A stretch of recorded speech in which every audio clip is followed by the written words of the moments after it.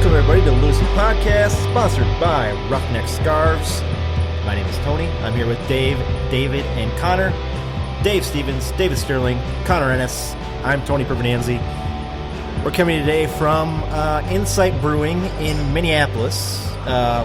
What part of Minneapolis would you guys classify this as? What kind of University of Minnesota area? Yeah, this is like northwest. What they call it when we were at Head Flyer, it was kind of the southeast part of northeast. Yeah. I think technically we're outside of northeast, but not by more than a half a mile. Yeah, and we're not very far away from the Como area. 280 isn't 280 St. Paul? Mm-hmm. Yeah. So I mean, we're right on the border. We're pretty much right on the border. Yeah. And we're, I think, 2 blocks north of Surly. Yeah. Because they're right down the street here. So this is, I think you guys have, David, you've never been here before. No, I have. You have. Yeah. Connor, you've never been here before. I've never been here before. Okay. And I've only been here one other time for the goat rodeo. Sure. I don't know if that's what it was. It was a goat rodeo. It was the goat petting. Oh, okay. But it was a goat rodeo because there was a shitload of people. It was standing room only. It was in nuts. the tap room, I remember. So. And they were making people wait to pet the goats because they had to take a half-hour break. After like 15 people went through, the goats had to take like a half-hour break to get resituated. Oh, right. You know, warm up, get a little massage, and, you know. It's funny about Insight is I first heard about Insight when I started getting into craft beer. I'd been a big Surly guy, and then Insight's been here for a while, I believe. And their cans are, you'll know their cans in the stores because they got the crazy kind of characters, and they have a little backstory, or they used to, about all their characters or what have you. I'm drinking, it's called the Norse, well, it's an Old One-Eye, which is the Norse-style blonde ale. And, again, it's a Norse-style blonde ale. Blonde ales are blonde ales, and it's fantastic. It looks like a blonde ale. Yeah, it looks like it, tastes like it. Good stuff. I also picked up, and I want to talk about this, it is the Resilience, which is a beer that they've given the recipes out to breweries around the country, and they can choose to brew it if they want to, and proceeds from the beer go to the Australian Wildfire Relief Fund. So that's cool. they can do that. So they've got that going on here. So if you come in here, get a Resilience, go to the wildfires out in Brazil, or in Australia. Yes. Not Brazil, Australia. Yes. There are wildfires in Brazil, but that's not what the beer's going for. It's going for Australia. That's right. So, David, what'd you get? So I got the Devil's Companion Porter Nitro. It's like a porter you'd expect a porter to be. Sure. But nitro. Yep. And it's nice and smooth. It's creamy, some coffee. Yeah, very good. Dave? And I got kind of what I feel like is my usual. I got the Banshee Cutter Nitro, actually, as well. Yes. So that's their golden ale with coffee. And I kind of feel like I'm turning into like a broken record. I see coffee on the menu. I'm like, I shoot to it. I got to have it, at least for a starting beer. So just to keep things a little interesting, I also got a sample of the Devil's Companion. Oh, nice. Non-nitro. And nice. So I don't need to add too much to what David said. But it's got a nice little dark chocolate flavor, just so you can, it's got that tinge of bitterness. But it's very tasty. Yeah. Connor, what'd you grab? I grabbed the Trollway, and I'm also a broken record here because it's another IPA. But I love it. It's got the perfect amount of citrus to it. Nice. So we're all drinking the beers here at Insight. I want to thank them for letting us come out here today on a Sunday. Yeah.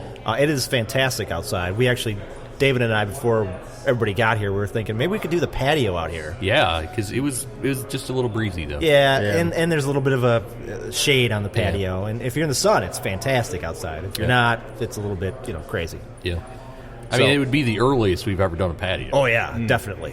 Yeah. I mean, by months, probably. We don't usually do patios till at least May or June. Yeah. And usually it's June. So, looking forward to 2 weeks. We're going to do another podcast in 2 weeks, but Connor and Dave will not be here. Right. So we'll be back to original 2.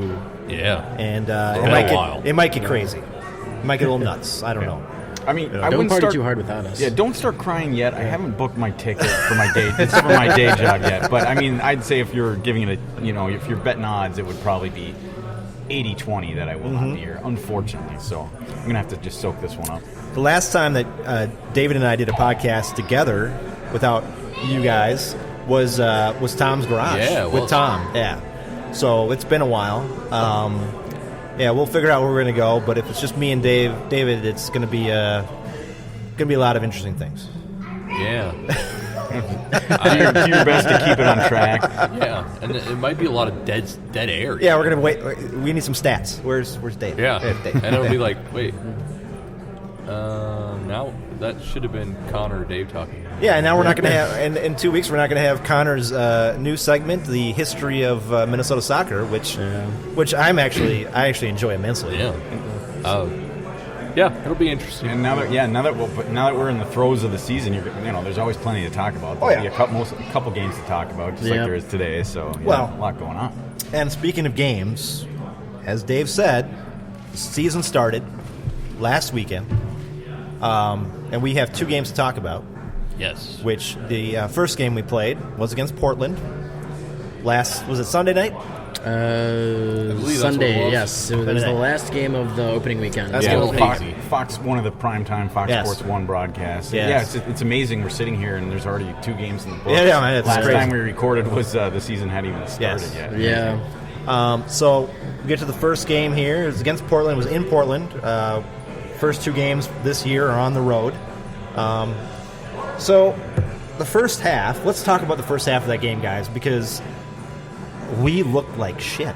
Well, it was kind of like coming out of our last episode, to start the season, our preseason finale, and again that we were recording that just as they were leaving Portland to end their preseason. I mean, coming out of that, I think I raised the concern that it is a bit unknown. Are we going to be able to score goals? Because the back line is solid. We're fairly confident in Sean Miller.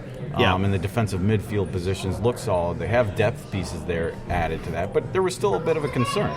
How are they going to score? I mean, it was a concern last year, mind you, with DQ and Angelo Rodriguez, but coming into the season, it still could have been a concern. And it looked like that in the first 20 minutes, 25. The defense was the most concerning part of that first half. Yeah, though, right? I mean, I thought offense was fine, but the defense across. Well, I wouldn't say that. Romaine seemed okay, but it was the other side though that really the other side concern. was shaky. I thought Boxall was pretty good. The glaring issue in defense early on was Ike to me. Yeah. Yep. He was tracking way forward. He blew a couple tackles. Terrible passes too. Yeah, some bad and he passing. gave up the PK. He had the PK. Yep. I mean, I just felt like his head wasn't in the season yet. And it brings up a point. He didn't train all off season. He gets that, though. He does. And we see this all the time. time. As a veteran, he gets that. Same kind of deal with Ozzy as well. Yeah. And, I think that rust kind of showed, even though they had the preseason games, or the last 3 preseason games, I should say. It just felt like there was something missing between Ike and Ozzy, that the fluid passing into the midfield just didn't seem to be there. Into the attacking 4 didn't really seem to be there. There's a lot of disconnect. But, it was his first half of the season. All right, First half of the first game of the season. So it wasn't completely crapping on my point, but maybe that, thanks for backing me up there in a way. Yeah. So it was the fluidity coming out of the back that just wasn't there, and therefore you couldn't create too much. And it was the first 45 minutes of the season. And it was, the worst part about it was Portland had chances. Yes. A lot of chances. A couple of good ones. And you're right, Connor, a couple good ones that could have put this game out of reach early on. Well, but Portland, on the flip side, was also shitty. Well, and Portland was Portland. They're a good team that never achieves. Yeah. They underachieve in everything. Yeah. And it's they sit there, I guarantee by the end of the season, they will have challenged for a playoff spot. Maybe they'll make that last spot, maybe not.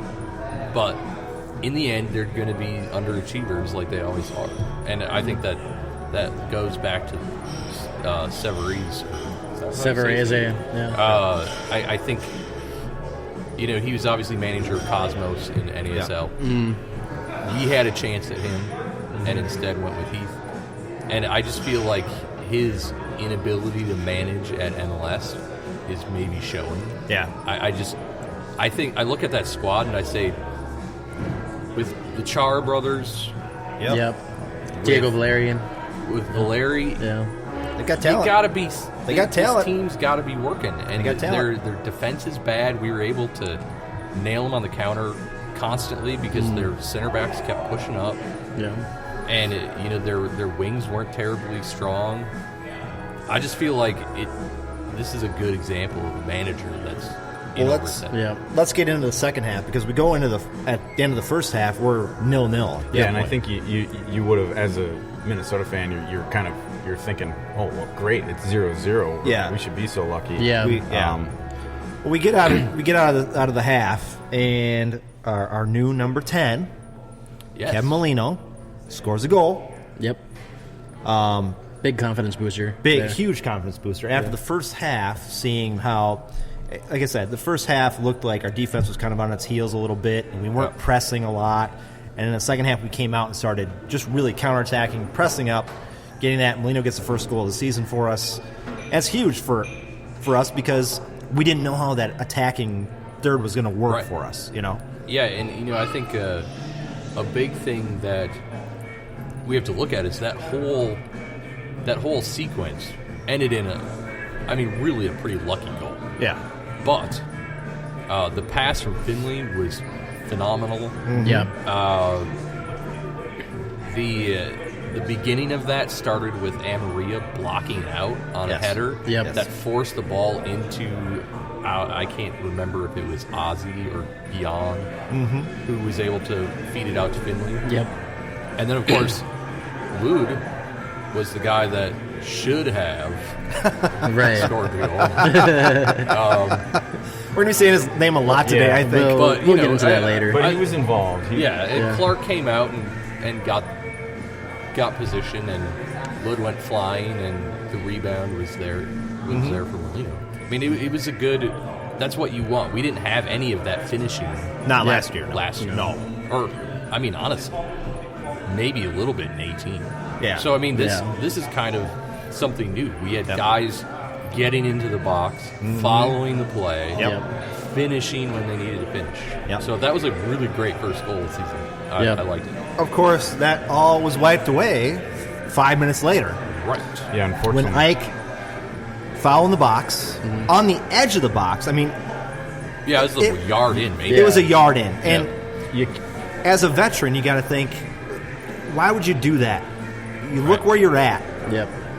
Get outside a little bit. And I understand the guy kind of came in and Ike did a little... Did that even go to VAR I don't 2 weeks no, ago? I don't think so. But looking at replays, there's no disputing it. He wasn't anywhere near the ball when he brought him down. It's defending 101, though. You've got Ike, who's an MLS veteran. He's got to know his position. Defender of the year. Don't stick Defender of the year. Yeah, you don't stick your leg out in the box. It just don't do that. Yeah. So, of course, they get the penalty kick, and they get it. Yeah, Valerian. So, and again, that's one of those deals where I look at Miller and I'm going, when we get to the end of the game, he could have had a clean sheet in this game. Well, he did. He did, except for the penalty kick, and Ike's mistake cost him a real clean sheet in this game. Exactly. So now we're all going, oh, this is bullshit. Yeah, it's like, here we go. Here we go. Here's we're on the road here, and now Portland's going to come back and actually make an effort to do something. Yep. And we go. What is it? We go like another 20 minutes. Yeah, it was a back while. I mean, technically, it was exactly 20 minutes before the next back and forth. And it was, but it makes you think. You're on the road in MLS. We've talked about this ad nauseum. How difficult it is to win on the road. You've gotten the first goal only to give up the lead minutes later. So it's kind of it's the last thing you want to see on the road. It's very frustrating. How is this team going to respond? Because there was plenty of times last year and in the previous years, of course, where they just kind of folded. But before we can jump into the next goal here, I want to say that the Loons, as well as they did last year, didn't have a great away record. Most teams don't. It was okay. Most teams don't. Most teams don't. We had a good one compared to most other teams. Exactly, a good one. if you want to jump up to the upper echelon of teams in this league, especially in the Western Conference, right, you need to win road games. Well, without doubt, yeah. Decisively win road games. Well, yeah, because if you don't, you'll like you perfectly said, Tony. I mean, you won't reach that upper echelon because it's that middling tier of teams, fighting for the midfield. That's their excuse. Well, it's hard to win on the road. It's hard to win on the road. You can't win on the road. So if you have even a sub 500 record on the road or close to it, you can still make them playoffs, but you have to win at home. But you get no you get no respect from the media in in the United States, because you don't win road games. And then the real bottom line is, okay, fine, you make the MLS playoffs, you're the top 7 in the West. Well, guess what? What do you have to do first week of the playoffs? Go on the road. Go on the road. So it really creates a tough path. So we hop 20 minutes ahead after the Portland goal, and we see our first goal from Maria. 1 out of 25. Yes. And it was a nice header. It was very a distinct beautiful header. Beautiful pass. It was beautiful pass by Molino. Molino, yeah. Yep. But it was beautiful, and it was passed, and the header was dead on. It was there. It was fantastic, forceful. It was Molino? I thought it was Finley. It was Finley on that one. Yes, sorry. From the right, yeah. But David doesn't like Finley, so it was a good run and crossover. But I'll tell you, when I was watching that particular goal, and there'll be more to talk about, but that particular goal, I just started thinking, like, wow. I mean, okay, it's our new acquisition, our new number 9. Amaria's first regular season goal. It was extremely exciting, and I just was thinking, well, how many times? I mean, that was such a quality finish. Mm-hmm. It would be maybe easy to say, well, he was right in front of goal, he heads it in. Yeah. No degree of difficulty whatsoever. But now I thought back, I'm like, now wait a minute. How many times have we seen attempts like that botched in the last 3 years? A lot. It feels like a lot. I can only remember one header. Who was it? It was Angelo Rodriguez diving. Yeah. And I think he actually fell. Mm-hmm. I don't know if he actually dove. And it was basically an open net. Mm-hmm. That's the only header I remember. There was a couple last year. I mean, there must have been a couple, but I'm with you, David. It's hard when I think about finishing like that. I just had a hard time remembering. Like, it just feels like we lack that quality. Now, of course, there's been other examples that people will think of, but just a thought overall. Connor, are you thinking about last year? I think there was a couple of headers that didn't go in because they were terrible. That wasn't what I was thinking about, but what I was thinking about was in 2018, Sam Nicholson headed one in against the Fire, where it was I think it was Finley again. Actually, he crossed it in, and it looked almost exactly like Luis Amaria's goal from the other night. Oh. And that was again 2018, not a great year for us, but we started off like second in the Western Conference after the first 3 games. Well, there's been way too many breweries, I think, since 2018. That's a really good memory. But I remember actually 2018. We did have a little fun, I think, following the. You can. I think it's on MLS.com. You can follow the standings in a graph up and down, and you can see those up and downs, and you can see those peaks, and you're like, ooh, second place. That didn't last long. And then the first 2 years, it was pretty much a flat line, 10th place for the whole season. But so we're up 2-1 now. Yes. Yep. And now we're thinking, okay, great, let's hold on to this lead. Yeah, and didn't take long. 2 minutes later, a couple minutes later, 2 minutes later, we get Molino with his brace. Yeah. Yep. And I, for the life of me, can't even remember the goal. I just remember it was Molino. Yeah, it was. So Luis Amaria put it in. It was kind of just a scuffle in the box, and Finley got the ball in the air, kind of put it over his own head and behind him. Oh, yes. And Molino managed to hit it on the volley into the net. Which, that's right, because when you look at that goal, you think, how the hell did Finley even know that there's anybody going to be there? His back was turned. I don't think he did. And I think he just kicked it over his head, hoping somebody would be in the box. Yeah. And again, we go back to what I said about the first goal. We have guys actually getting into the box and following the play. They're actually attempting to use the final third the way we're supposed to. So we get that last goal there, and we actually come out and we win this game 3-1. Yeah, and there wasn't a whole lot of chances for Portland after that. After that it was pretty much Minnesota was 3-1. dominant. Yeah. And they brought in the closer, Aaron Schoenfeld. Well, apparently that might be his role this season. Aaron Schoenfeld. And I think he might have had a shot. I think he might have. Yeah, I think he did. He might have. Let's talk about our new acquisition though, Amaria, because what I saw from him, not just the goal, great that he scored a goal, but the little things he was doing. Oh yeah. Either off the ball or with the ball, it was like night and day from DQ. Yeah, or Angelo. I mean, or Angelo. DQ DQ was more. DQ didn't run too much when he, the ball was this far back and he could go after it. He kind of just walked away and said, "Well, this is not my job." Yep. Amarillo will go after those balls. He's constantly pressing. He is. It's really pretty incredible. And I'll leave that thought. I was going to talk about something last night. He's constantly pressing. He's constantly running. He's got an engine. Mm-hmm. His off the ball movement's fantastic. It is. If people aren't paying attention, they're missing it because he's constantly putting himself into a position to draw defenders away from the goal. Mm-hmm. To try to get himself again. This will come up when we talked about last night game, because his goal was spot on there. He's got an intelligence about him that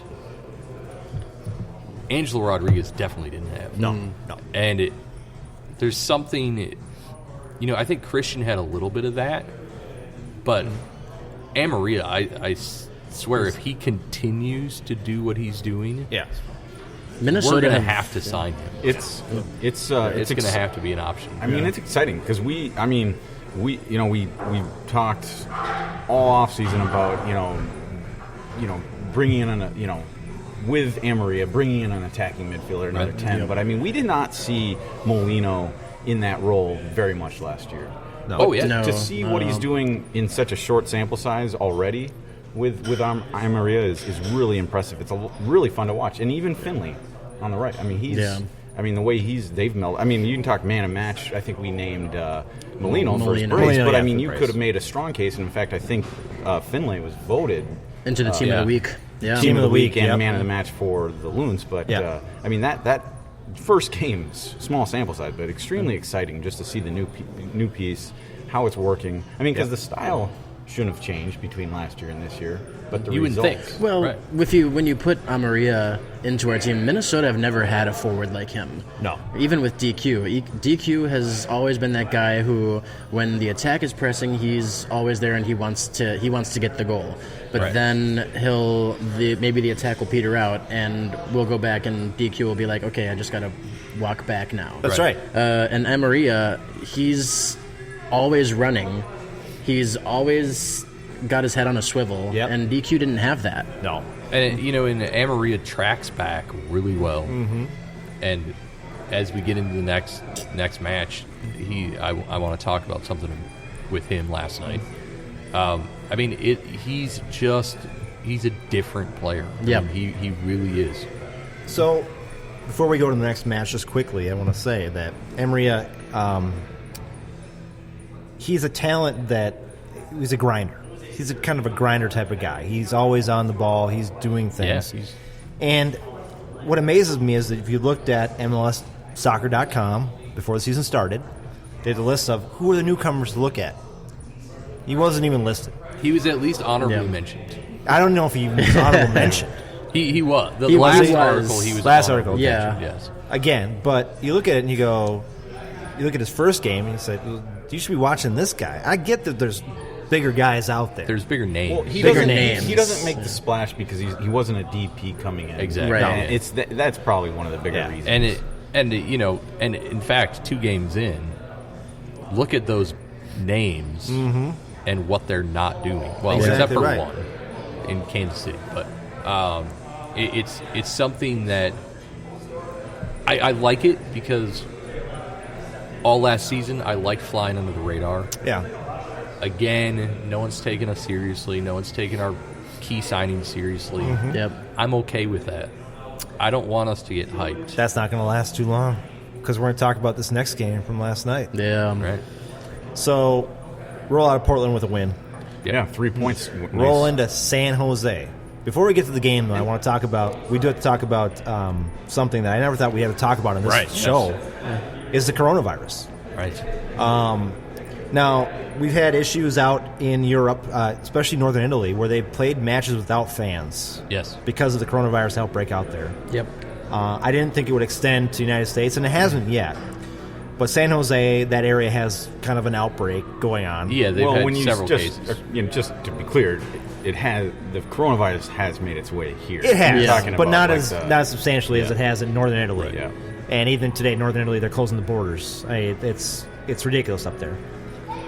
But the area around San Jose, they came out and said there shouldn't be any large gatherings. Specifically soccer game. I mean, soccer and baseball and all that type of stuff. Yeah. Rugby and stuff like that. And the Quakes came out and said, we're going to play the game. Yep. But we're asking fans who are over the age of 50 or who have underlying health conditions not to come. Right. And I mean, say what you will, I do like how they did that. They kind of clarified or specified, if I can say that right, but specified. Sorry, 50 or older, underlying health conditions. Yeah. Immune deficiencies, whatever it may be. Specifically clarifying that point because that's important to realize. I think it is. I mean, everybody should be diligent and safe, but that they pointed out the danger area. Yeah, and I think the cool thing about their statement was they were focusing on the people that are most likely to get it. Yep. Yes. Or be harmed by getting it. Be harmed by it. Yeah. So they're not fear mongering. They're not panicking. It's look, you're coming to a gathering. Yep. There's a chance you're going to get it. Yep. But these are the people that really need to be concerned. And I thought it was a very responsible way to deal with it. And if you think about it, like as far it's everybody needs to do their diligence. And I mean, but if you think about as far as how could a disease spread or a virus spread, you look at a sporting event. I mean, how tight are you packed in those stands? Right, yeah. I mean, how easy would it be to spread? All it takes is somebody to cough or sneeze, and I mean, you're so packed in there tightly in a sold-out arena that it would happen just like that. And luckily, the Earthquakes don't have much for attendance. Well, their attendance was terrible anyways. But real quick, I mean, I think what was my prediction for this game going in 1-1? I think I looked at the last game against Toronto. Now, granted, they needed a very last-minute goal from Osvaldo, but they looked okay against Toronto. So I was thinking, oh boy, here we go. Well, before we get into the game, I think you'll see this in Major League sports, especially baseball in the summertime here, where you'll see teams coming out and saying, hey, we don't want you not to go to the game, but if you're over 50, if you have an underlying health condition, please, maybe you don't go to the game and kind of keep, whatever's going on. Yep. So it was interesting to see that from the San Jose Quakes yesterday, and I think we'll see a lot more of that. So, well, I mean, do you think we'll see that at the home opener in Minnesota here? It's possible. I wouldn't be surprised. It depends. Now, we have one person here who has it. Mm-hmm. Right. But we don't have an outbreak confirmed. Yet. We don't have some sort of, what do they call it? They don't call it an outbreak. They pandemic. Call it they call it like a cluster. Yeah. We don't have a cluster yet. If we had a cluster here, I could see the United coming out and saying, if you're over 50 or you have conditions, please stay at home. Right. But again, we have to. It's tough in the United States because, unlike in Europe, where they can say, "Hey, shut this stuff down," and they do it, unless the government came in and told them shut everything down, they're not going to do it. Right. The U.S. is a bit different. Yeah, it's a big country. It's a spread out country. Mm-hmm. We're state governments, local governments. It's a much different scenario. It just can't necessarily play out that way. That's but right. It could. I mean, at the end of the day. But like my boss got back from Italy 3 weeks ago. Oh. And he actually passed through northern Italy, Florence, where not in like the worst towns, but Florence was one of them. He came back. He passed through Italy on his way. He was on vacation on his way to Paris. Yeah. So by the time he left Italy, he didn't realize there was an outbreak there. Yeah. But he came back, and it was, guess what? Like my company, I won't say the name, but my company said, policy, you cannot come into the office. Work, you are self-quarantined at home for 14 days. Yeah. So good. Good for your company, though. Yeah. Let's get into the game, guys, because coronavirus stuff is really annoying as shit. So we're playing San Jose in San Jose. A1, the field was wet because they had some rain going on there. It was just a bit. We saw a lot of torrential. slipping. It was coming down hard. A lot of slipping and sliding. Yeah. All of that. Yeah. You could see through all the United players' shirts. Yeah, you could.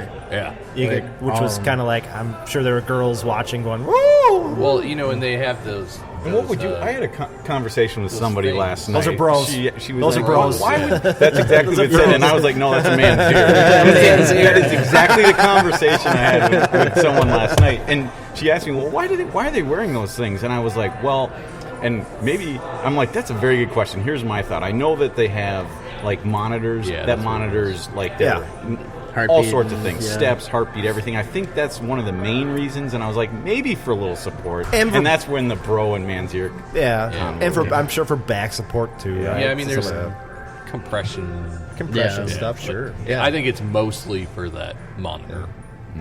I think it's cool. Say whatever that's fine. The bro, man's ear. So we go to this game, guys, and we've won a game. I mean, we've won a game on the road. Our opener, we won it. Yep. So we're looking good against San Jose. I think we all picked the Loons to win. Oh, we did. Sorry. No, did you not? I picked in the draw. I picked the draw. You know me. I'm one of the most optimistic persons on this pod and in general, but I'm looking at, 2 road games to start the season, 2 Western Conference foes. I mean, wow, we got the 3 points. Did you not watch the first game, Dave? I did. Did you watch it? If you would have given me an over-under total on the goals scored by the Loons in the first 2 games, I would have been just a bit under. Yeah, I think everybody would have been. Yeah. Amazing. I mean, I'd like to point out that Connor and I were closest. You were. We were the closest. I think you both predicted at least 3 goals. We were 3-2. We were both 3-2. Okay. So that's pretty good. So let's get the party started, guys. Yes. 13 minutes in. Well, wait. What? I have to tell you. Yes. I have in my notes before the first goal. Yes. That Lud looks really good. No, you don't. No, I do. You're lying. I have lots of early pressure. You're Lud lying. especially. You don't like the guy. I didn't actually. I should say I didn't say that he looked really good. I meant that I meant he was looking good. I mean, that's great. Should we go back through our text chain? That's a perfect talking point because it's a lot of people are talking about Lud and his performance or lack thereof. So it's really nice that you brought that up. I mean, for better or worse. I mean, people are talking about him. Right. Yeah. So I just wanted to throw that out there because it's going to change. I'm not calling him Lud anymore. I'm calling him Lud because the guy in the first game, you call him Lud the whole damn game. Yeah. Wow. Robin Lud. Yeah, Robin yes, Lud. okay, he missed a terrific opportunity, a chance to score a goal, but he was involved. We're going to talk about first game. We're going to be talking about Lud during this game. Let's go to the first goal though. Aikapar. Yep. Talk about it. Which Header. obviously, corner. without even Off corner. saying anything more, everyone should know this is a set piece goal. Yeah, Yep. set piece goal. Yes. Yep. Amazing header. And And did we not last year talk about set piece goals and how we didn't do never them have them. well? Yeah. We don't have them, and We barely converted any of them. Oh, look! It's second game of the season. Oh, we got one. But the ability and form that Gregis showed on that corner is why I was so excited about him last year. Why he was my MVP is because that was there last year too. That why I call him the sniper. Ability. Yeah, it was just a matter of finally connecting. Mm-hmm. Yeah. I think Gregis is fantastic with his free kicks and corners, and it was just a matter of time. Mm-hmm. It should have come last year. Mm-hmm. Should have, but didn't. I mean, you'd expect by the end of the season, but it didn't.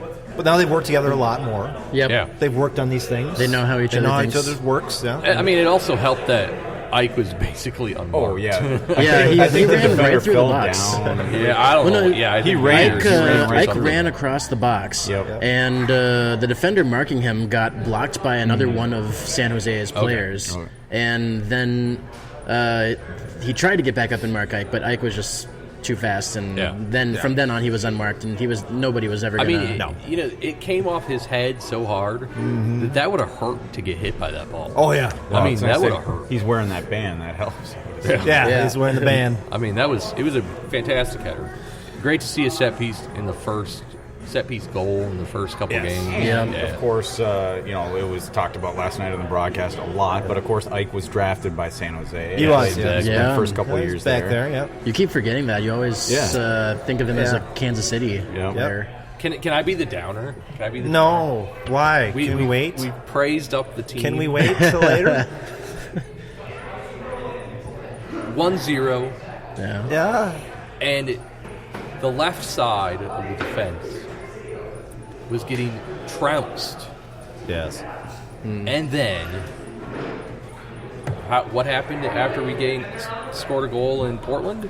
A PK? PK. Yep. What happens after we score a goal in San Jose? PK. Yep. Gasper. My God, that was Gasper. the most. Yeah. Again, That was another the worst foul I've ever seen. And he's like, and the reality is he knew it was a foul because when you watch the replay, he's like, he holds up his hands like, Yeah. Well, again, bullshit. like I brought up last time, no need for VAR on this one again. But the only question you could have had was it inside or outside of the box? I mean, it was real time. I knew it was inside. Yeah. And I mean, I said it a couple times when I was watching. I'm like, that's a foul because it was not called originally. Or was it? No, I'm sorry. No, it wasn't called. VAR. I got back. It was It VAR, was VAR. yeah. But before they went into the VAR review, they showed like 8 replays. I'm like, that's a foul. Yeah, I mean, that's in the box. I texted, I think right away, it's PK. And Well, I made a comment, sorry, Kendra, but you're so biased. She's a color commentator. She's supposed to be positive about it. She's supposed to be took positive. like 8 replays for her to finally admit that it was. Yeah. And Chase Gasper, we talked about this all last year. Connor, you weren't around for this, but I talked about Chase Gasper all last year about saying the dude needs to hold himself back every once in a while. Yeah, he gets a little aggressive. And I mean, that's part of what makes him good. See, it's a fine line. Yes. He's a talent. He's extremely talented. Yeah, and defender. His youth shows is, that he hasn't found that line yet. No. And when you see him up way outside of the box, and that's you saw that when he was marking his Zlatan in the playoffs last year. He just couldn't do anything wrong. Yeah. But he just has a problem when it gets toward the penalty area that he doesn't stop being so rough, and it's cost him a couple penalties. And also, I do want to point out that when they didn't call that foul at first, they kept playing on, and who saw that handball by Amaria going up the field? Blatant handball. It looks like Maradona in the hand of God. Yeah. And he didn't get a card for that, but I mean, that's one of those where it was very blatant. Granted, it was in our first third, but it was blatant. It was moving up the field at the time. And, I kind of thought that maybe he realized play was stopping, so he just tried to catch it. Yeah. But I don't know. It was so obvious and blatant that that would make sense that he thought play was stopped. Yeah. It was ridiculous. Maybe I'm just sticking up for him because I want to. Well, we get the PK. Well, they get the PK. So again, on the road, after just minutes after taking a lead on the road, he gave it up. So. Yep. And then the next 3 goals I missed because my daughter had problems with Fortnite and her headphones. And I missed the next one. Fucking ridiculous. The fourth. I missed the fourth, but I mean, I've seen them all. So am I the only one that saw all 5 goals? Yes. Well, I've watched the replay. I've since watched the replay. So I actually watched this game twice, basically. But so the next goal. It was fantastic. Tony by would Jan. love this one. I know it was a sniper. It was a sniper. Yeah. It was I phenomenal. love that guy. But the assist by Amaria was even better. Right. I mean, The he touch. knew exactly where Jan was going. He touched it perfectly. Yep. And as we talked about before this game, Maria, again, doing things that are not Exactly. just scoring goals. Yep. Doing little things to make us win the game. And go figure. You play like you're a part of a team. What happens? Darwin would have tried to nutmeg the defender there. Probably. Yeah, exactly. I really seriously think that's what And would 1 happen. out of 10 times, he would have been successful, and it would have been a beautiful goal. But the other 9 times, it's He would have got kicked tackled away and going the other way. Yep. Yeah. Well, I So- love that guy. I mean, the goal was great. What a We shot. Yeah. He's got that leg of his, man. The banger quality. Oh, man. And you got to meet him at the State Fair. I did, yes. I have a nice picture. I don't have it. Well, I probably have it on my phone, but I met Gregus and Dane St. Clair and then Vito Minone. I hate you for that, by the way. Yeah. That was awesome. Because I was there and I had to leave. And I waited a bit of a line, and then I ran into him in the arcade of all places. I know, in the arcade, wow. in my favorite place at the State Fair, he ran into the younger, I guess, the sniper. It was meant to happen that way. I felt a little embarrassed at the time because I was like, I like to play it cool usually, but I was such a fanboy at the time. I was like, oh my god, nice to meet you, nice to meet you. Damn it, you're awesome. Speaking of Amaria, Yeah. third goal. And headers. Yeah. We've been talking about that. Yeah, in fact, I think the reason I brought up my whole header thought was because of the second goal. I didn't want to spoil it, but I mean, another just quality thing. Yeah. Oh my gosh. And this is the one. This is why I said the last game it was Molino that assisted him, because Molino assisted him to last night. Yeah. That's I was getting the 2 goals. But so I was going to bring this up. His off-ball movement. If you watch the replay, he sticks his hand out, pointing at goal. Yes. And Kevin sees it. Yep. Puts the ball exactly Right there. where it needed to be. Yep. That is, for the second game of the season, these guys have never played it with each other in a They look legitimately competitive game. Look great. That is amazing They look great. communication. They look great. I They just do. think that it gives me goosebumps just talking about it, because think about where they could be by game 15. Yep. Yeah. I mean, I want to say this. Emery, Molino, and Finley look great. Yeah. They Right? look great in both games. Right? Finley looks pre-Minnesota United. Yes. It makes Am I missing somebody there? Well, he was good with Columbus. Well, you Yes. are. You should be. I just love how it makes you forget about. I mean, I know it makes you forget about DQ and AR. Like it just, like it's a. Yeah, I 'cause mean, you're so excited. We didn't lose. We didn't lose a step. Right, and In fact, we might have gained a step. and you knew that going into the season. I think, David. Yeah, I've been harping on that all off season. I just But I think a lot of people thought that it wasn't going to work. well, right. If you look at Twitter, I think a lot of people thought it wasn't going to work. Yeah, you're right, Tony. I think the big focus was just, yes, we knew we had Amaria coming in, but it was looking at the subtraction, and it was all about, we haven't added a 10. We haven't added a 10. We need to add. Yeah. We already had one. We added depth and we added Amaria, but that wasn't enough for most people. I mean, it might be now. We but- talked about this going into what last episode or 2 episodes ago. ESPN at least acknowledged those issues. Yes. MLS ignored them entirely. Yes. Yep. And it's like, guys, it's not just that Adrian Heath is a pompous ass. It's Darwin Quintero deserved to be benched when he was benched because he screwed up a lot, and we were ignoring it because he would flash us with brilliance. Yep. And we'd ignore everything else. The problem when he was benched last year, though, was the fact that you bench him and you didn't have anybody to back him up. Well, right. And so then you go into these games and you go, well, you're missing your key piece who can actually score goals, and we don't have a backup plan for that. Right. So we lose those games. This year, good Lord. Without him here, everybody playing together, playing as a team, man. Yeah, This was making me excited for next Sunday. It's shocking that playing as a team works. Yes. Right. Oh, really? It does? I didn't know that. Go figure. So after Amaria's goal, we go to extra time in the first half. And a guy by the name of, what's his name again? Yeah, David? who is that guy? I don't know who that guy is. Yeah. What's his name? We're just going to keep going. So that goal he scored, though, was not, like we talked about, was not really, okay, he didn't have anything to do with it. Whoa. Well, Slow down. I watched the replay at least 8 times. Yeah. And I mean, don't say he had nothing to do with it. Well, he kicked the ball in the net. First of all, you would have, it came off a PK. We should say that. So, Amaria, you expect him to Before we go convert that. Before we go any further, Amaria, as much as I like the guy, and we talked about this beforehand, the dude looked exactly where he's going to kick the ball for the PK. It looks like it. So we should talk about it. I mean, whether he looked or he didn't look, it was not the best attempt. He looked. The pace was okay, but he put it kind of he looked. Put it He wide. looked. And my issue with it, I told you guys this in our text. You don't have an argument with your teammate over who's going to take the kick. Yeah, that's right. And then flub it. And then flub it. Yeah. I mean, Greggy's wanted that PK. I don't know why. Because He should have. Usually the 9 is the guy that takes it, but Greg will probably do better. I don't know. I don't think I've ever seen Greg. He's got the harder kick, though. I think Greg is he does. He's more of a precision free kick taker than a He's kick, like you say, Tony. Well, not just you, but I mean, his nickname is a sniper. He's a long range specialist. I think I'm the only one who says he's a sniper. Oh, okay, well maybe you are. I'm pretty sure I am. You might be. All right. I'm trying to start this whole thing with a sniper. I'm sorry. But the reality is, it's going to be the whole shoot it. The reality is, inside you don't have that argument. You don't have that argument. Yeah. And then win it, and then blow it. Well, okay, we talked about this before the podcast, and Connor and I were talking about this. Was DQ never looked where he was going to kick the ball. He always looked at the ball, right, Connor? He stared at the ball. Always stared at the ball, and then kick it, and he always made his PKs.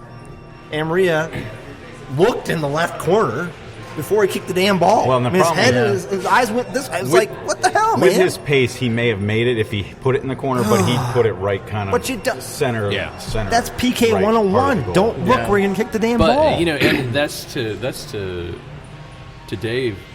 Kendra mentioned that. She's like, it probably would have gone in if he would have pushed it a little bit further left. Yeah. But you still don't look where you're going to go with the ball. You just don't. Right. And then coming all the way back, my point was that Loon, if you watch the replay, and I did, he started back and he made a nice run up to be in position to got the take rebound. the easy goal. Yeah. And he got the rebound, and then you saw him before the kick was being taken that he moved behind the defense, and then he kind of, when he realized the defense wasn't looking, he moved back up toward the line and then timed it just perfectly so he could shoot the ball. And I'd like to point out that it almost was saved.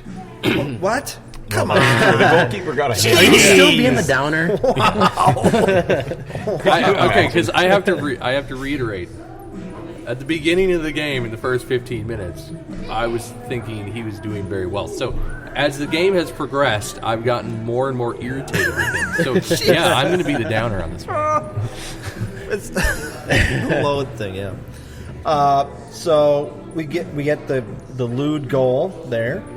We go into halftime and we're up. What is it? 4-1. 4-1, and we're looking pretty, guys. I mean, we're looking great, right? But Molino goes down. He does. Yeah. A little bit of a leg thing. The subbing was interesting. Hassani Dotson. You kind of wonder. You're probably protecting the lead, so let's be defensive. Inverted At the triangle. same time, there's going to be a contingency of fans that are going to look at this and say, okay, not are going to, they say already are. Yes. And say, had Chacon been on the 18, right. we would have had a like-for-like sub. Yeah. And they're going to ignore the fact that you had a 4-1 lead. We have 4-1 lead. There's no reason to have him in there. Right. Well, I think I was shot down by you in an earlier podcast, but I think the Loons, it's no secret that the Loons view Dotson as a potential player in that position. He's a box-to-box. He can play potentially any role. Any role on the left side, pretty much. Yeah. But it's not weird. He's not a 10, though. No. And so, but the way they played it yesterday was... He could be a backup 10. That's what I'm saying is he could be in that role going forward. He could be. He hasn't proven it yet, but I think the Loons see him as a potential. And I would say that, honestly, he looked okay. He did. Yeah. The interesting thing, correct me if I'm wrong, Toy was actually up and warmed up just prior, and it almost looked like it was like a last-minute decision because they showed Dotson ripping off his shirt. Yeah. It looked like he, I don't know what he was doing earlier, but he was basically sitting down and then ended up ripping off his... I look at that and I say, Heath all of a sudden said, you know what, it's 4-1, let's just bring Dotson in. And do a 4-3-3. Really? Was it a 4-3-3? It was with an inverted triangle in the middle. So Dotson was playing further up. Yeah. And that goes to my point. Initially, I have in my notes how I was like, it looks like a 4-2-4. Right. Because as we advanced, there were 4 guys going forward in a line. Yes. It was like a defined line. But that was just because Dotson was playing so forward. Yeah, he was playing really far forward. And that, again, I don't have any problems with that whatsoever. He can do that. Yeah. In that type of situation, he can do that. Well, right, because you still have the 2 guys back there. If we were down by a goal, I'd have a little bit of an issue with that. Which is what I'm going to say. Adrian Heath leaving Chacon off the 18 is taking a risk. Yeah. It worked. For this game, yes. Both games. Both Yeah. games, yeah. Because we didn't need it. No. But Yeah. now, had this happened when we were down a goal or even tied, it all of a sudden doesn't look good. And I get it. Heath is very strict about you play yourself into the roster. And I think yes, he's a DP, but he's a young DP, and I think it just comes down to he's not a veteran yet, and it's going to take. He can't drink yet. For he showed. It's not like he showed his potential. He did in the preseason. He did. There's No doubt doubt about it. Yeah. And the reality is, San Jose brought on a 16-year-old. They did. Yeah. They did. I mean, and he didn't look that bad. Well, they had nothing to lose at that point. Right. Yeah. But still, I mean, that kid can barely drink in Europe with his parents. He came in. Can he drive yet? Well, he's 16. In Europe, he can. In Europe, Yeah. he can't. Well, yeah. No. Yeah. So in the U.S., he can drive with a permit. There you go. Yeah, giddy up. I mean, I just think there's some weirdness there, and we don't need to get into it. But we don't need to dive too deep because I think it's just a case of Heath being. You made a mention to it last night, David. I think he's very safe. He's very safe. Yeah, Chacon has flashed brilliance, looked pretty good in the preseason, but it's those small mistakes that he still makes. He did it in the preseason. That I think that's all Heath can focus on. He doesn't want to take that chance. So let's flush in the next goal here. San Jose scores a goal in the 53rd minute. Yes. So it's 4-2, and now you're going a little bit of a letdown, but you aren't too. Yeah, and they gained some momentum out of that. A little bit. But then they brought in Wando. They did bring in Wando, And thank God he didn't score. The stadium clapped, but you couldn't hear it because there's nobody there. Right. We don't. And then Ike gets the brace. Ike gets the brace. Yeah. 71st minute, Ike gets the brace. Was it another... what was that? Was it another... was that a set piece? Set piece again? Is I that don't know. 2 set pieces in a game? Weird. It's bizarre. We don't usually talk about set pieces on this podcast, but we're talking about it now because they've done 2 in one game. Yeah. Which means we probably won't see another one for like 10 games. Well, let's hope next Sunday they do one. See, I'm taking Dave's downers. Don't do Downer Dave. You're right. Don't do Downer Dave. Oh yeah. So I just had to watch the replay. I've seen it probably 9 times. But it was another Gregus corner. You're right. And then, but boy, did Ike get up on that one because he didn't necessarily make the run he made on the first, but he got up. And then it was actually kind of an odd finish because Boxall was right in front of the goalkeeper and kind of just halted. Yes, it was messy. And jumped over the goalkeeper. It was a little messy because people tried to claim there was a foul. There's a foul, but there was not. He got out of the way, the goalkeeper fell down, and it got by. To kind of close out this game, I should point out we almost had another set-piece goal. Boxall had a shot on goal. Yeah, that's right. Toward the end of the game. Yeah, that's right. So, I mean, we almost had 3 set-piece goals. We didn't... we were dangerous on all the set-pieces. We were. We didn't sit back.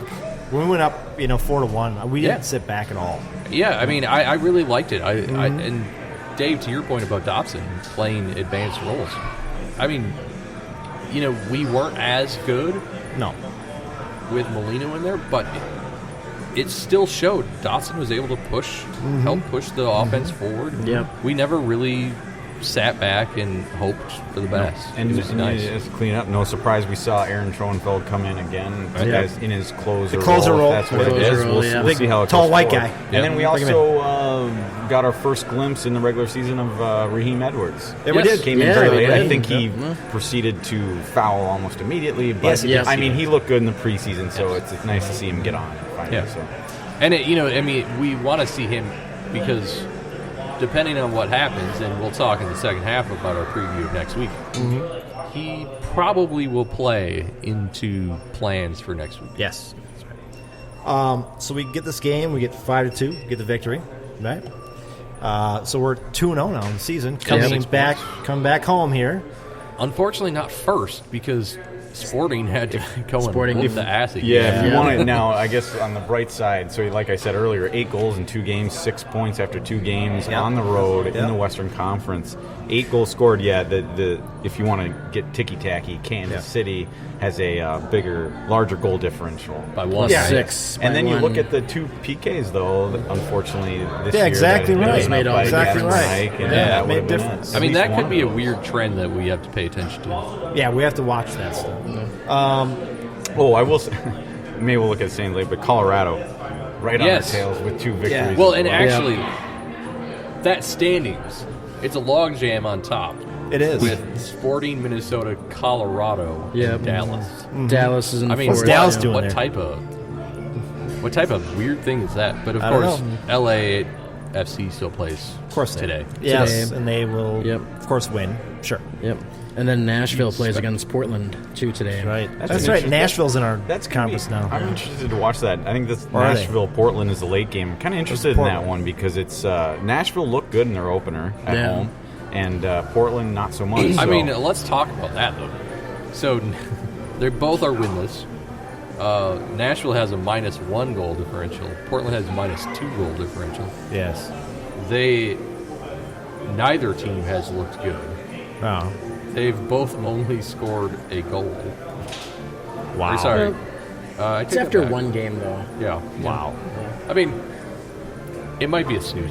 and you know, Nashville. I mean, they look good, and it was at home. I mentioned it, but I mean that was against Atlanta, against the quality side in week 1. Portland, we know Portland. Which, sorry, speaking of which, Oh, we need to talk about Joseph Martinez.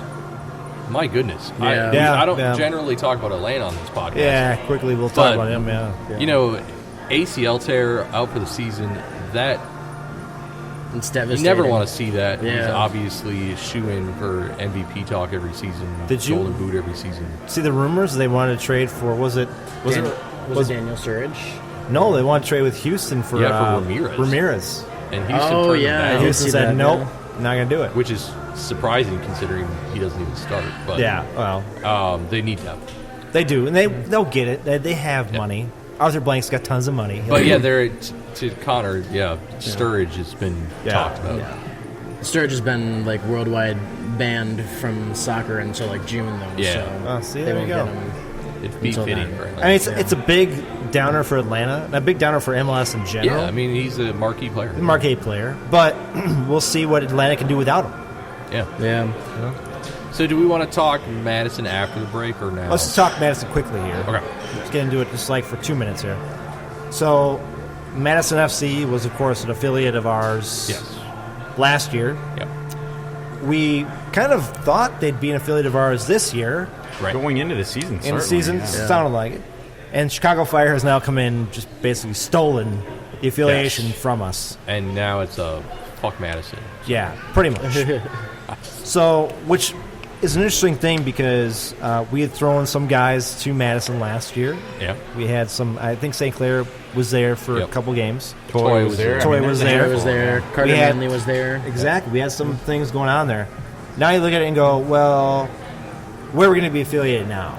Yeah, I mean, you know, they still have their agreement, which I don't understand how Chicago agreed to let them do it. Yeah. But I guess, you know, St. Clair went to San Antonio. Yes. I also saw some reports about the Des Moines Menace too. Yeah. Well, and our affiliation with them. So they are. I looked into that. They are USL 2.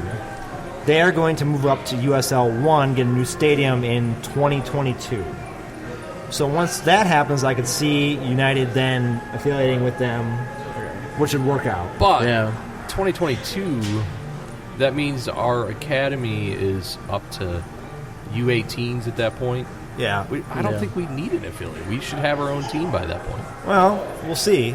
Yeah. But it's always nice But to of have- course, Mandy's in charge. So It's always nice to have an affiliate. Yeah, so, and to make it clear, Yeah. so you said they still have the agreement in place. So if they want to ship players to Madison Yeah. for a week or two, Yeah. they Yeah, can they still can, do that. yeah. But they're not affiliated, which means that we don't have any of our guys, kind of coaching, anything like Right. that. We can't have any of those guys down there. And so there's little different rules there with affiliation. Stuff modified. I was just thinking in the short term where that was so nice where you could have Toy playing on a Thursday night in Madison and then come out on Sunday on the road for Minnesota. Right. And again, I think that Des Moines would be the next viable place unless a place like Rochester or Duluth gets one. Right. And then we talked about the territory stuff and the fact that they are been talking for a couple of years now about throwing that all out the window. Right. And making there's no territories, so it doesn't really matter where you get affiliation from, and the boundaries don't matter. Which is the way it should be.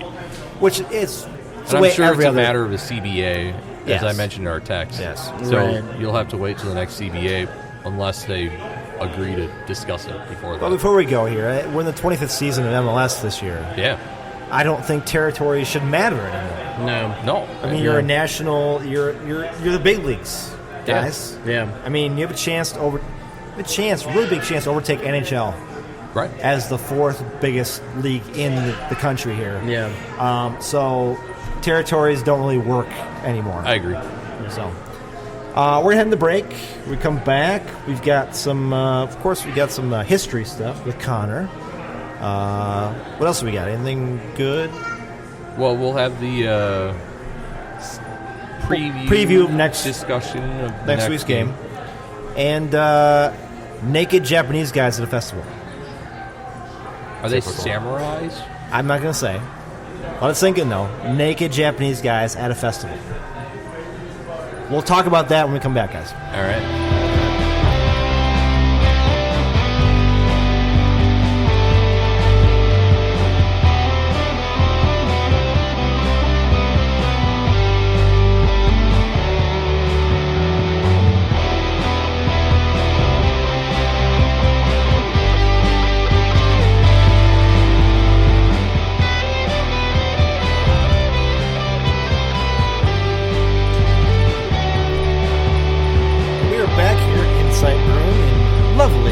Minneapolis, Minnesota.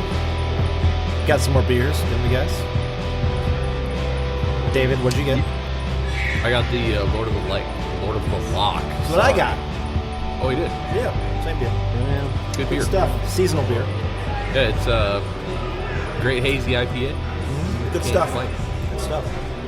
Dave, what'd you get? You could almost think I got the same thing. I don't think mine's quite as hazy as your guys' just looking at it, but I also got a hazy IPA. They're Splendid Moose, which is on their, I think it's on their normal year-round menu. And it's in cans. You can get it in cans in the store. I don't think I've had it in a can yet, so this is the first sip I took. It's good, juicy, nice.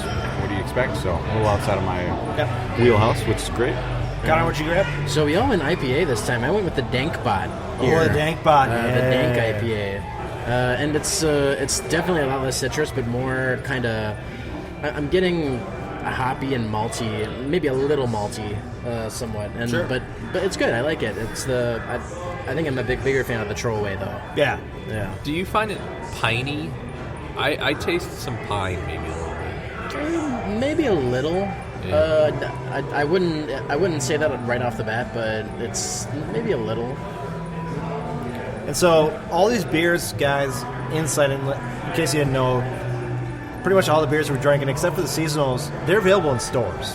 Yep. You can buy them in cans. So Insight's been a very big canning brewery, and they've made it available, and they're your liquor store should have them. Yeah. About the space, we didn't talk about the space too much. We haven't. Yeah. So it started off at Hennepin Avenue, right off of 280. Yep. It's a very large space. It is. Yeah, it is. I hardly, we're sitting in the tap room, of course, and I hardly, until you start talking about it, hardly notice the, it's essentially in a warehouse. Yeah. But their capacity, and like you mentioned the cans, is just enormous. Just looking at the tanks they have back there, pretty impressive. And they've got some great stuff on the wall. They got some pictures up. And you'll be able to check our Twitter later, I'm sure, and Insta later, and that'll be up. Kind of simple. Not the same style, but very similar in size and the artwork to Modest. Yes. There yeah, you're right. You're right about that. Different style, but although from here you can see the skyline of Minneapolis from here. You can? Can you? Well, not if you're out in the parking lot. I was gonna say I can't. I was like, not I from don't inside. see anything. Not from inside. And they have a huge parking lot, which is nice. Yep. They've got a little patio. They have a patio, which is good. like I said before, we were here for goat petting summer. I bet you they'll do it again this year. And I was here for Oktoberfest. Your Oktoberfest, and yeah. They have a great Oktoberfest. Yeah. So it's a great place to check out. We're right on the border of St. Paul. Yep. So again, thanks to them for letting us come out here and do a podcast. There are quite a few people here for a Sunday. Yeah. And I think it's a lot of local people just walking by, and a lot of babies here. There's at least 3 babies here. Yes. Yeah. Yeah, which is fine. It's Yes. okay. Yeah. Babies are okay. Yeah. So we have Connor, of course, has his history of Minnesota soccer. Got another couple get to weeks. Yep. We'll get to that. 2 weeks. So we're doing. What date through what date, Connor? So we're doing February 24th to today, which is it March 8th, March 7th? March The 8th today, yeah. Is it the 8th today? Okay. So we're going February 24th. In 2016, United lost Game 2 of the Simple Invitational tournament in Portland against Chicago Fire. And that was 4-0. That wasn't great. Can we talk about the Fire just for a second here, guys? They've looked good. Except for Calvo. Except for Calvo. He sucks. Yeah, The funny thing is Jen think he still smells nice? I asked her about that. She responded with last week. She responded with the Old Spice thing, didn't she? Yes. Wasn't he the one who was basically responsible for letting in the goal against New England? Yeah, this he past was. week? Yeah. I mean, he watched it, yeah. Yeah. All right. Continue. Sorry, yes. Okay, so 2018, February 24th, United lose Game 3 of the Carolina Challenge Cup at Columbus Crew, 2-0. Moving on to the 25th, 1986, the Strikers win at the Dallas Sidekicks, 7-4. Strikers. Go Strikers. 1987, Strikers lose at Kansas City Comets, 6-2. Bullshit. 2014, United drew a friendly at Cal State Fullerton, 1-1. And then in 2015, United won a friendly at the Indy 11, 1-0. Oh, Indy 11, yeah. Back in the old NASL days. Yep. Moving on to the 26th of February, United lose the friendly at LA Galaxy Reserves, 2-1. The Reserves? Yep. What year was that? 2014. Okay. Nice. At least it was NASL days. Yeah. Yep. But the Reserves, come on. Yeah. United, 2017, United lose friendly at San Antonio FC in Orlando, 2-0. We're losing to... Yeah, Shit. that's bad. Yeah. 1987, February 27th. Strikers lose at the Tacoma Stars, 5-3. Yeah. Oh my goodness. I'm looking ahead here, and we've got a couple dark days here. It's Minnesota. So, 2015, United lose friendly at Sporting Kansas City, 1-0. Happens. 2016, United lose Game 3 of the Simple Invitational at Vancouver Whitecaps, 3-1. We should have seen what was coming in 2017 based on the preseason. Yeah, should have. Yeah.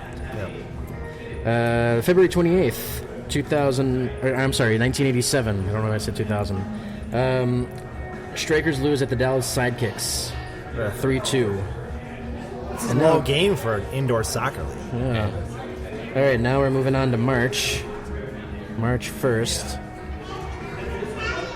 1985, Strikers lose at Wichita Wings, 7-5.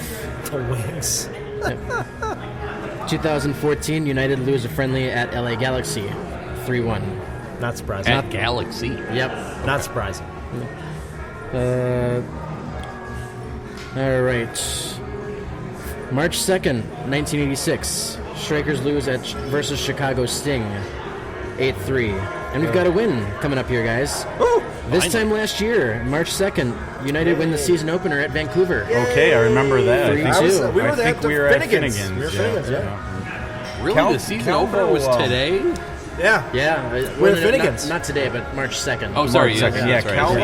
Calvo had a nice... I think we were still optimistic about Calvo to start the season because I remember him clearly coming down the left side. Yeah, and they got traded to Chicago. Woo. Yep. Man. It was right after that Toronto game. Bye-bye, Calvo. Yeah. Okay.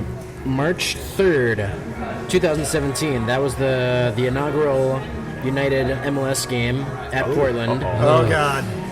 5-1. Watch that Dave & Buster's. It was a terrible game. I was at Brits for that game, and when Christian Ramirez scored, Brits went crazy, and it was only 2-1 at the time. But then it was over. Yeah, then it wasn't pretty from there. And the start to that, then the next game. That was just bad. Well on their way to 70-plus goals in the season. Allowed, I should say. Yeah. Record. Then a year after that, United lost the season opener at San Jose, 3-2. Yes, and so maybe the team has exercised their demons against San I think they Jose have. because haven't they? They've won at least the last 3 now. They won both last year against San Jose. Yeah, that's right. But that had, or at least early on in their MLS career, the Loons had not the best luck versus San Jose. No. And during that time, it was kind of an odd thing because San Jose might have been one of those teams that you hoped to steal a point from. Yeah. Because they were terrible. It was so bad about 2018 as San Jose. They had only 4 wins that year, and 2 of them came against Minnesota. That was nice. And it wasn't like brutal. 1 goal. It was a lot. 3. Hey. All right, moving on to March 4th. Strikers win in 1986 against the Baltimore Blast, 7-4. The Blast. Our friends in Baltimore. 1985, March 5th. Strikers win against the LA Lasers, 5-3. Lasers. The LA Lasers. Laser and blazer.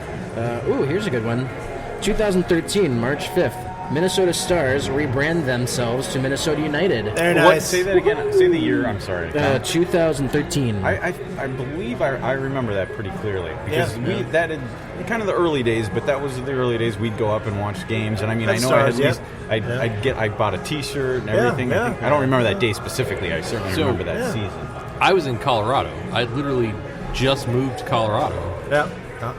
And all of a sudden, they announce a rebrand. And I'm like, seriously? They get a new owner, they rebrand to this sweet crest. Because you were gone. And I'm in Colorado. Because you were gone.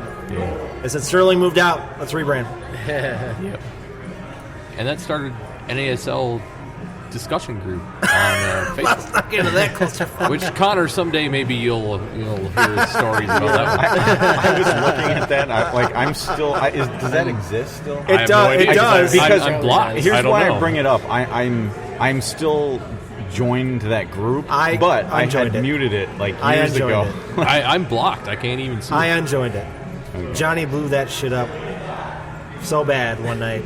Oh my God! I mean, how admins, John? It's nice to get our John reference. Better late than never. I was at Mystic Lake at a Prices. It was a couple years ago, same time frame. I was at Price is Right at Mystic Lake, and all of a sudden my phone's blowing up on Facebook. All this stuff going on, and there's Johnny, who's the admin of this NASL group, which has 1,000 fans at that point. Group, Wow! Changing the name to what was it? Minnesota United Rules or something like that. Yeah, it was more vulgar than that. Minnesota has a MLS team or something like that, and people in that group just going ape shit. It was bad. It was terrible. All right. All right. So, 2016, March 5th, United win a friendly versus University of Nebraska Omaha. Well, they should, for Pete's sake. 2-0. Nebraska. They have soccer players in Nebraska? I guess so. They're like the size of offensive linemen, but They can't move very fast, though. Well, they must plenty. Nebraska, it's just wide open space. They have plenty of room for soccer fields. Yeah, so that's balls. You're right. Do they play in fields of corn? Yes, I'm sure they do. I'm sure they do. I can only imagine. But March 6th, nothing happened in Minnesota soccer. Well, that's good. We had a lot of losses. Might be a good thing. March 7th, 1986, the Strikers win against the Pittsburgh Spirit, 5-2. Spirit of Pittsburgh. Yeah. And that brings us to today.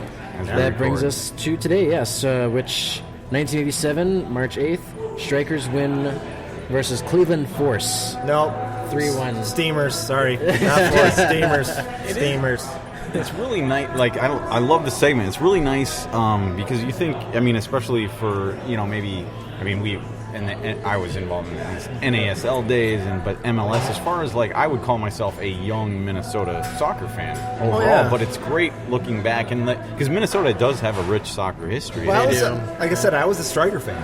Yep, back in the day, indoor soccer. I was a Striker fan. Yeah, you know? not like we are today. Of course not. But yeah, it is because nice it wasn't as back. popular as it was. Yeah. You had baseball and you had other stuff going on, but you're still a Striker fan. You know? I mean, up until 2000, I hated soccer.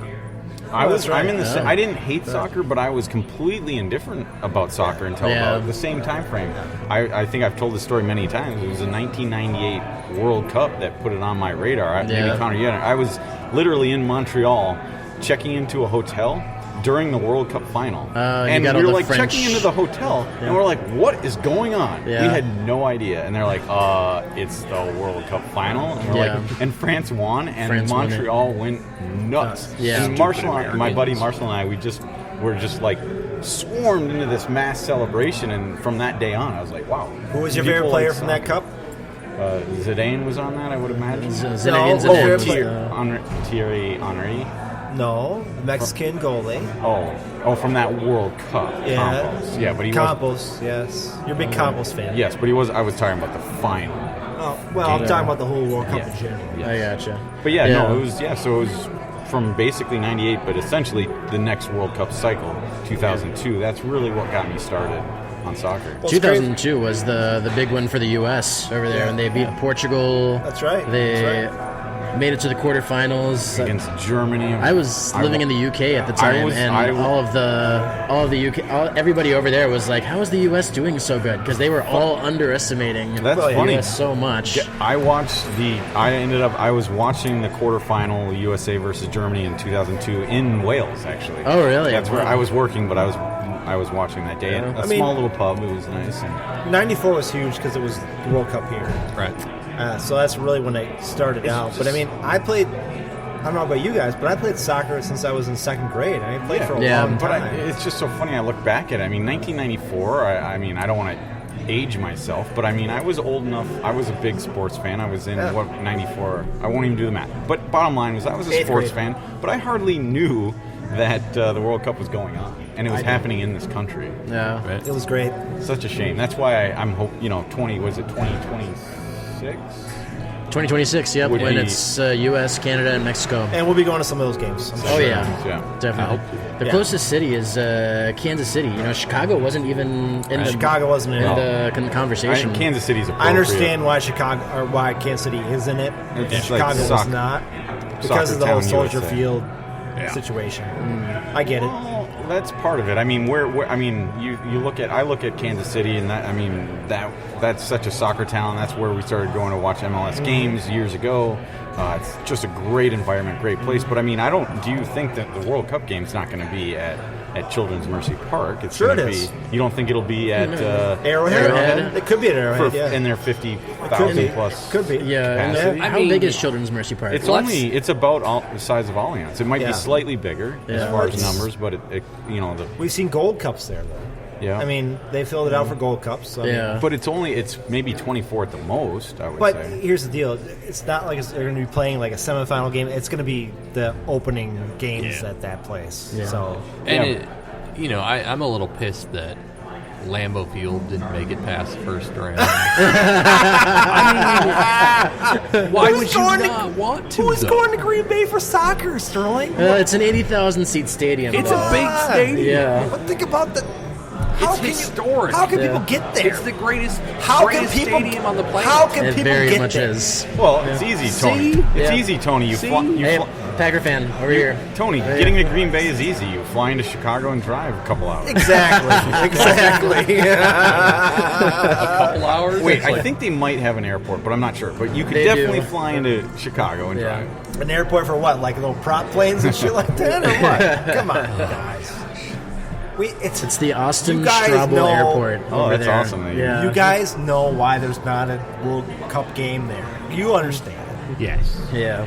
I mean, come on. And also, they wouldn't be able to host all the fans coming into Lambeau for. Could you imagine all the drunk Green Bay fans if the World Cup came in? And don't get me wrong. Green Bay is a wonderful football town, but it's not a soccer town. It would open the world to the greatness of tailgating. Nobody needs, again, Nobody needs to know what's going on. I mean, all the Germans would feel welcome. Lager well, and the Germans Bratwurst would. Germans would. Everywhere. If they make it. That's true. They suck right now. That's right. Yeah. A downfall there in Europe. We've gotten slightly sidetracked. Yeah. Sorry, Connor. We gotta move on. Yeah, Connor, again, thank you for the history stuff. Yeah, we appreciate it, and this has been great. So let's move on, guys, to a little news story that we talked about 2 weeks ago. We couldn't get to because we went over time last 2 weeks. So There's a Packer fan. There's a Packer fan in the bar. Jesus. So we've got 3 now, don't we? Yep. We have. No, there's 3. We're everywhere. I can't even go on next. So we have a news story we want to talk about last podcast, but we couldn't because we ran out of time. Yes. So we talked about the ghost and the guy who was dating the ghost. And ironically, we're running out of time again. I know we are. Because we do want to get our preview in for the next game, so we'll keep it quick. Let's talk about this Japanese festival, guys. Thousands braved the highways on the 15th of February for the annual Naked Festival, or Hadaka Matsuri. The Hadaka Matsuri is a wild and loud festival held every year on the third Saturday of February at the Saja Kanunin Temple in Japan. Okay? So we have a lot of... What city is this in? I have no idea. You're doing your best with pronunciation, Stone. I have no appreciate idea. that. There are about 10,000 or so male participants. There aren't any female participants in the festival. It's run by men. They wear minimal clothing. Usually they wear a Japanese loincloth called the fundoshi and a pair of white socks called tabi. The festival, which celebrates the blessing of a bountiful harvest, starts around 3:20 local time. Here's what they do. In the evening, the men spend an hour or two running around the temple grounds in preparation and purify themselves in cold water before cramming themselves into a main temple building. After an hour or two of running into the temple, everyone crams in the main building. The lights go out at 10 p.m. A priest throws 100 bundles of twigs and 2 lucky 20-centimeter long shingi sticks into the crowd from a window 4 meters above. This is when the commotion starts. What are those shinky sticks? Yeah. I don't know what shinky sticks are. They're long 27 meter sticks. Yeah. Wait, centimeters or Centimeters. Centimeters. Meters would be. That'd be a lot. That'd be some big sticks. I said then I could understand why people would go crazy over that. Yeah. Right. Holy cow! 10,000 men cram into a room like sardines in a can. They fight for one of the bundles of sticks.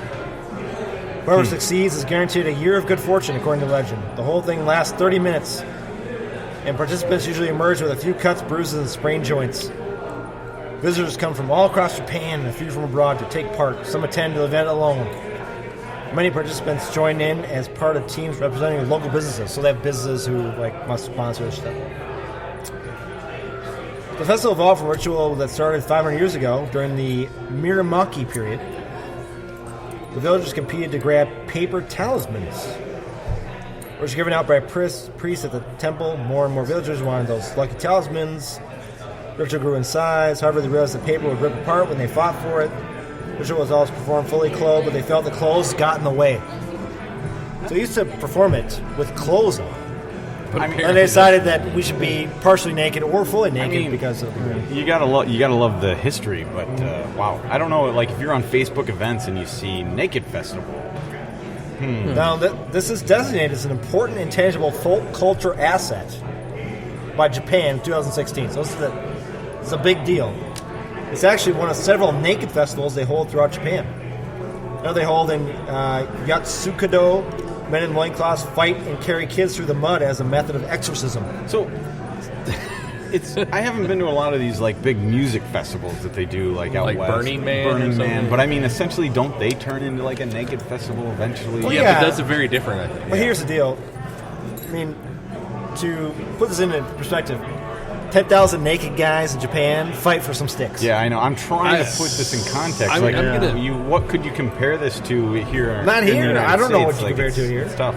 I'm going to tell you, don't, when at work, if you're listening to this podcast, do not Google shingy sticks at work. No. I would not say that it's the most safe for work. Yeah, probably. Google search. I Googled that and then I clicked on images. Oh, whoops. Oh. And I would not say that I have any idea what a shingi stick is after multiple images. How do you just a lot of Japanese men in loincloths. The funny thing is, like, you look at Japan, and they're very old country, right? And it still is today. But in the United States, would 10,000 guys ever get together in loincloths or naked and fight for sticks? Would we ever do that? I think Scottish festivals, isn't that what that is basically? Oh, yeah, I guess, but... A kilt fighting over large sticks. They're kilts. But these guys get naked. I mean, loincloths or nudity is going on. Yeah, and they're quite revealing. I mean, it would never happen in the United States. In Japan, it would. I think the United States is still quite prudish overall. Very much. We so, are. I would say. Look at our TV. Right. No boobs at all. Yeah, I agree with you. I don't think that would ever happen in the U.S. No. I mean, maybe in like a really tiny booth. Maybe 50. Sure. Yeah. I don't click on the headlines at all, but you see it all the time. Like, if you're just going through Apple News or whatever, you see these headlines of so-and-so couldn't go to the prom because she was wearing this, or examples like that. Yeah. You see, it starts at an early age, and it just continues. We have problems with the body around in the United States. Yeah. And I think that comes from England. That comes from the English thing of we're all, Puritans. Yeah, exactly right. Yeah. It all comes from that. Wearing things because you don't want to look... Stupid English. Yeah. It's craziness. English people. I don't know. So, naked people and naked guys. Sorry, Connor. It's all right. I'm only half British. He's only half. It's fine. I have like English heritage as well. I'm pretty sure I'm like a 16th or 8th, but I've got a little in me. I don't think I'm any. I mean, I actually celebrate St. George's Day. Saying what? St. George's Day. St. George. Oh, okay. So, damn. I embrace my Englishness. I celebrate St. Urho's Day, Finnish thing. For all my family who's Finnish listening, which some will do. Every year, a couple of family friends of ours celebrate Guy Fawkes Day. You know what? Guy Fawkes, yes, of course. That's the movie, what do you call it? V for Vendetta. Yes, that's right. Great movie. Yeah. So, in closing, 10,000 naked guys in Japan get together to fight over sticks. It's interesting. Yeah. I don't... Maybe we should propose such a thing. Is there a large Japanese population in Minneapolis? I don't think so. No. I don't think so. Right? No. A lot of Hmong people. Yeah, a lot of Hmong people but from that's not Laos. remotely the same. A lot of Somalians. Yes. But not Japanese. So we should probably just say no. No, yeah. We'll keep that Japan and we'll move on. Yeah. So, Before we go. Next week. Next week. Yep. Home opener. It is a home opener. It is the home opener. Against New York Red Bulls, right? Exciting, yes. Because we're completing the New York circuit because last year's home opener in April was NYCFC. NYCFC. We will not be doing a podcast next week after the game like we did last year. No. That was very drunken and had some New York fans on who talked New York. I think by the end of it, I was left alone with the New York fans basically just screaming into the microphone because it was so loud. It was crazy. I remember very vividly listening to it, trying to edit it, and saying, fuck it, I'm done. Yeah, it was nuts. It was bad. But again, Dual Citizen was nice enough to let us come and do their thing. So, who here is all going to be there? I'll be there. I'll be here. I'll be there too. All right, well, I'll be there. Awesome. Assuming I don't have any last-minute travel plans, I will be there. Yeah. Well, you already paid for the ticket, so we're good. I'll be in the wall. We're going to be in section, I think it's right by the wall. 116. Up above. It's 2 sections over. We're in 116. If anybody wants to come pay us a visit, we'll be the loud ones in 116. Yeah, they'll be up there. I'll be in section 111. Probably. Is that right next to us?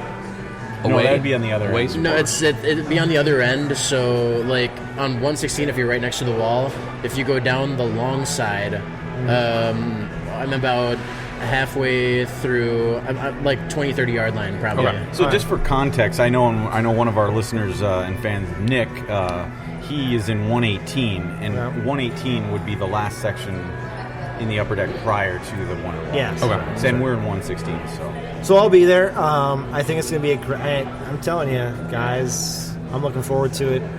The weather, we don't know what the weather's going to be like. Yeah. It might be cold. It might be a little warmer. It might be snowing. We don't know. It might be raining cold. It might be raining. We can do a pregame forecast, but it's not going to be 55 and sunny like it is today. What the pregame is, I mean, I think Right now it's saying partly cloudy and 42. I'm showing 44. Mine's a little more optimistic. So I know two supporters groups. T&E will be at the lab. Right. And then the other supporters group, the big one. Dark Clouds. They'll be at Blackheart beforehand. Right. And then we'll see if United actually has stuff going on outside on the... I would hope that it's packed. I would hope so. Loaded. Yeah. So for the game's at 6 o'clock. Yep. What time would you start your pregame celebrations for the home opener? Well, now myself personally, I'm taking the train down from Otsego. I'm actually taking the North Star commuter line. Oh, you are, yeah. Oh, wow. And I'm taking from there, from the Twins, from Target Field, I'm taking the light rail over to close to the lab, because you guys will be at the lab. Right. So I'm taking it close to there and going. So I'm going to start my pregame whenever I get there, probably like 3:20. I was going to say you were going to just take something with you on the train. I might be drinking the train, actually. I might take a little with me. Whatever. But I have the day off next day. I'm sure no one on Metro Transit Police listens on the to North Star. You're probably safe. No. Nobody's on the North Star anyways. On Sundays, come on. It's all grandmas. That's true. So I think pre-games will start at 3 o'clock. I mean, maybe 2. I mean, it's going to be nuts. Yeah, I don't really know what's happening for me. Yeah, I was going to say, is there like a performance or anything like that? Or we haven't heard yet. Yeah, there they could haven't be. really said anything. There could be. Yeah. Will PK be out there?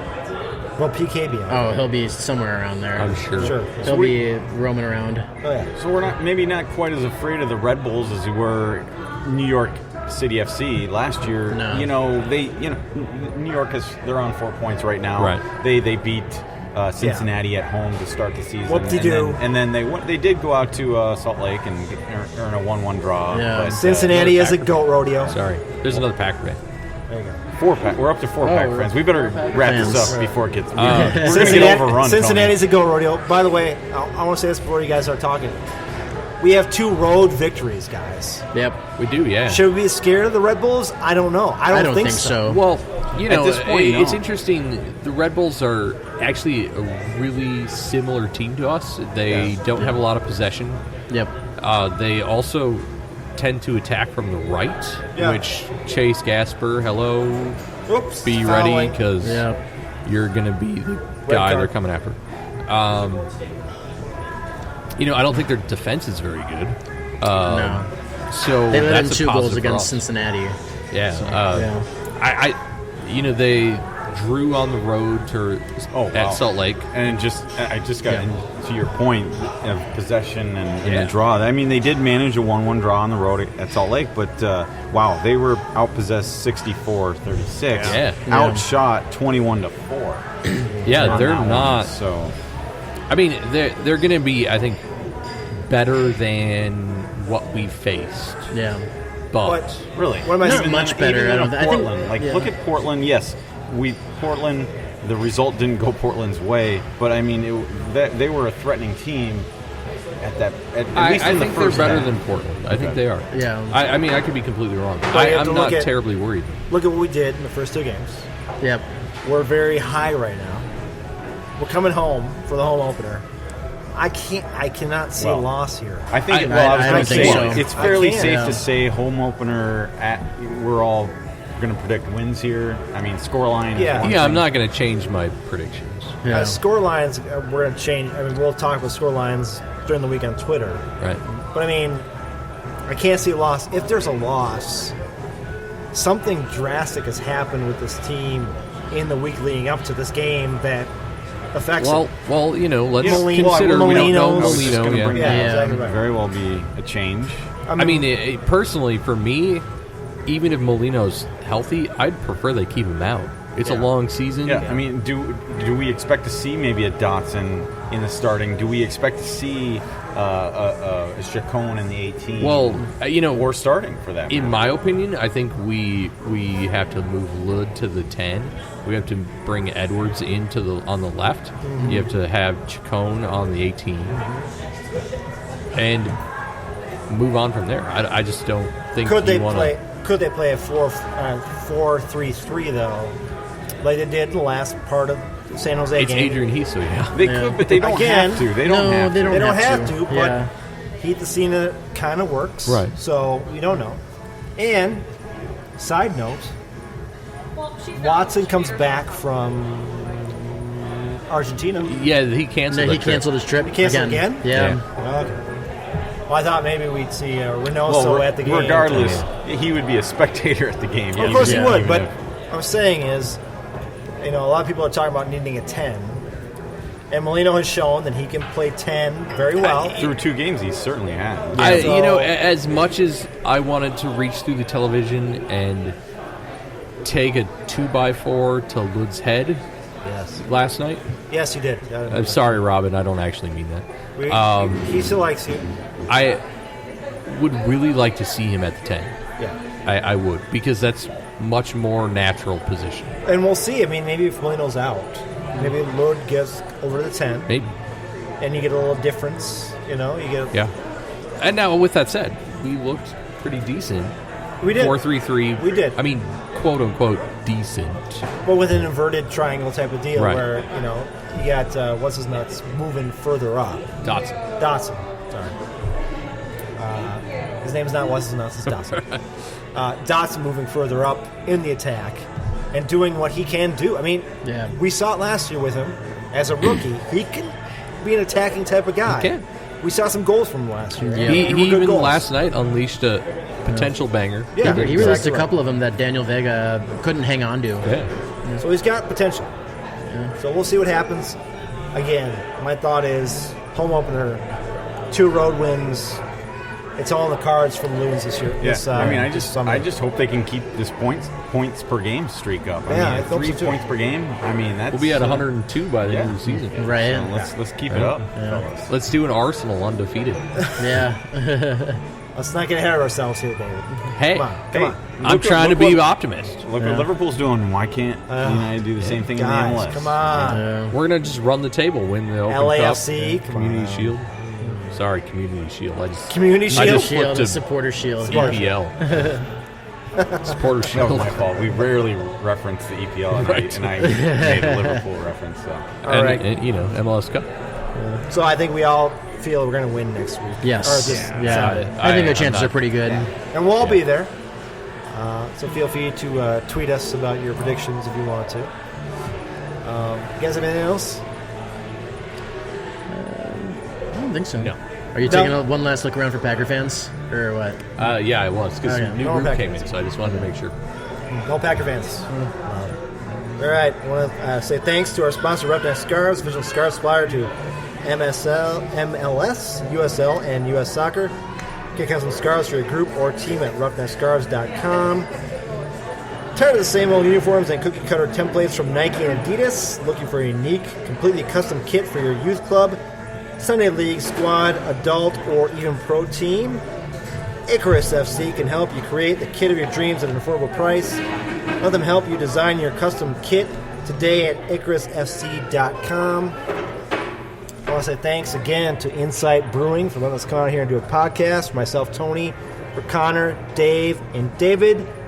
We'll talk to you guys in 2 weeks. See ya. See ya.